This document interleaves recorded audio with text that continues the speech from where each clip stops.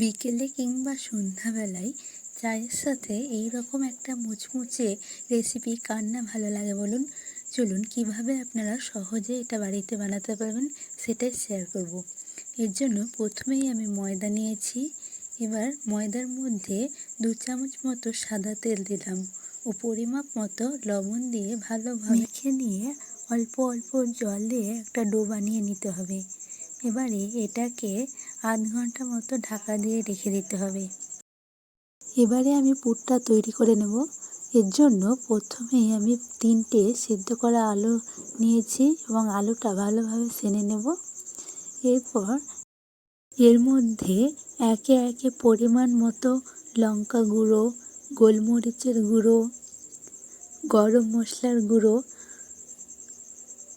এবং হলুদ ও পরিমাণ মতো লবণ দিয়ে ভালোভাবে মাখিয়ে নিতে হবে।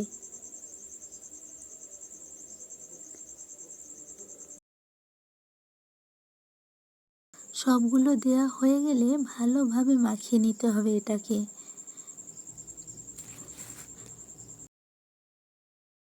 এবারে আমি আগের থেকে ঢেকে রাখা ময়দাটা নিয়ে নেব।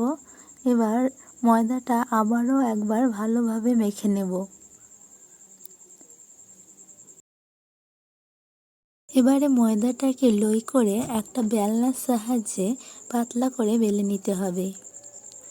দেখুন ঠিক এইভাবে বেলে নিতে হবে। এইভাবে বেলা হয়ে গেলে একটা ছোট কৌটোর মুখ দিয়ে মাঝে রেখে দিতে হবে। এবার পুরোটাই আগে থেকে মেখে রাখা আলুটা মাখিয়ে দিতে হবে ঠিক এইভাবে। এবারে ঢাকাটা খুলে ঠিক এইভাবে কেটে নিতে হবে। এইভাবে পুরোটা কাটা হয়ে গেলে ঠিক এইভাবে হাতের মধ্যে তুলে জড়িয়ে নিতে হবে। এইভাবেই সব কটা করে নেব আমি। দেখুন কত সহজে এইগুলো করা যায়, দেখতেও খুব সুন্দর লাগছে। দেখুন আমি সবগুলো করে নিয়েছি।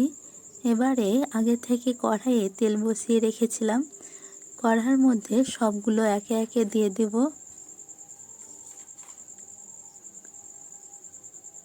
একটু সময় নিয়ে হালকা আঁচে ভালোভাবে ভেজে নিতে হবে এগুলোকে। এইভাবে লাল লাল করে ভাজা হয়ে গেলে একটা ঝান্না দিয়ে আমি সবগুলোকে তুলে নেব। এইভাবে সস দিয়ে গরম গরম পরিবেশন করুন। দেখুন এগুলো দেখতে কতটা সুন্দর হয়েছে। আমি একটা ভেঙে দেখাচ্ছি, দেখুন।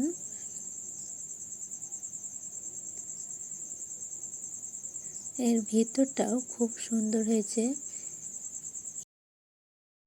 এই রকম মুচমুচে একটা রেসিপি আপনারা সহজেই বাড়িতে বানিয়ে ফেলতে পারেন। আপনারা অবশ্যই একবার বাড়িতে বানিয়ে দেখবেন, খেতে সত্যিই ভালো লাগবে।